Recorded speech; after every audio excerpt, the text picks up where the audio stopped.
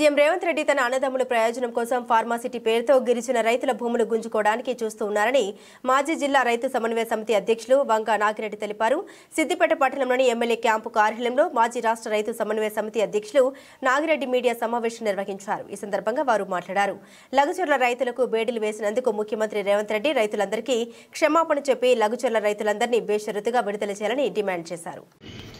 కాంగ్రెస్ పార్టీని నమ్మి ఓటేసి ఆయనను ఎమ్మెల్యేగా గెలిపించి ముఖ్యమంత్రి అయినందుకు కారణం అనే గిరిజన తండా మీద దౌర్జన్యం చేసి ఫార్మాసిటీకి వాళ్ళ అన్నదమ్ముల లాభం కొరకు భూములు ఇవ్వాలని బెదిరించి మా భూములు ఇవ్వం, మా బతుకు తెరివి అది, మేము మా వ్యవసాయం తప్ప ఇంకేమీ తెలియదని ఎంత వేడుకున్న రైతులను బలవంతం చేయబోతే వాళ్ళు ప్రతిఘటించి మేము భూములు ఇవ్వమని మరణపడ్డందుకు వాళ్ళని జైలులో పెట్టి ఇప్పుడు 20 రోజుల నుంచి జైలులో పెట్టి ఒక హరినాయక్ అనే గిరిజన రైతును సంఖ్యలు వేసి ఒక బందిపోటు దొంగను తీసుకొచ్చినట్టు, ఒక ఉగ్రవాదం తీసుకొచ్చినట్టు, దవాఖానకు హార్ట్ అటాక్ వస్తే తీసుకొస్తే కూడా అంత దౌర్జన్యంగా అంత మాననీయ పరిస్థితి లేకుండా ఈ రేవంత్ ప్రభుత్వం ఈ రైతును అగౌరవపరిచినందుకు, అవమానపరిచినందుకు మేము తీవ్రంగా ఖండిస్తున్నాము రైతులకు.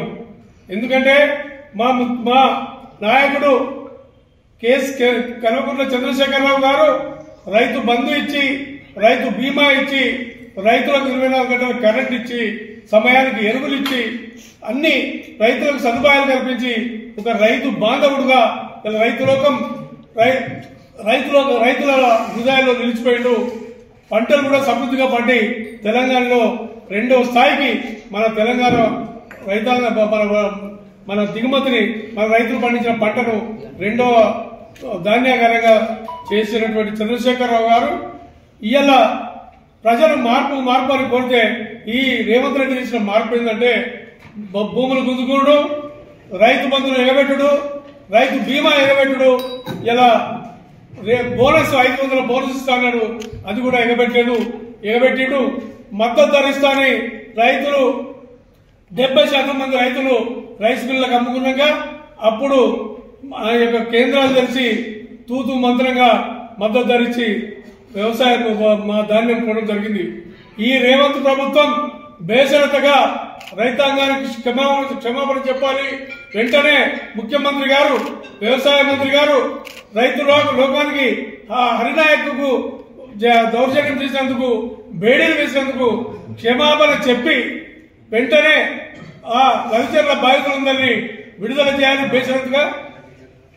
ఇవాళ ఈ ప్రభుత్వం ఎప్పుడే కానీ ఎద్దేడిసిన వ్యవసాయం, రైతేడిసిన రాజ్యం ఎప్పుడు కూడా బాగుపడదు.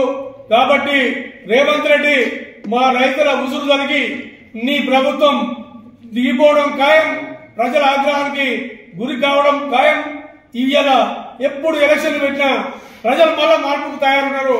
ఎందుకంటే ఈ రేవంత్ రెడ్డి ప్రభుత్వం ఎప్పుడు పోతా, మా బాధలు ఎప్పుడు పోతాయని చూస్తున్నారు. కాబట్టి బేషరతుగా రైతులకు ఈ క్షమాపణ చెప్పి వెంటనే రైతు బంధు నిధులు విడుదల చేయాలని, రైతు బీమా కూడా వర్తింపజేయాలని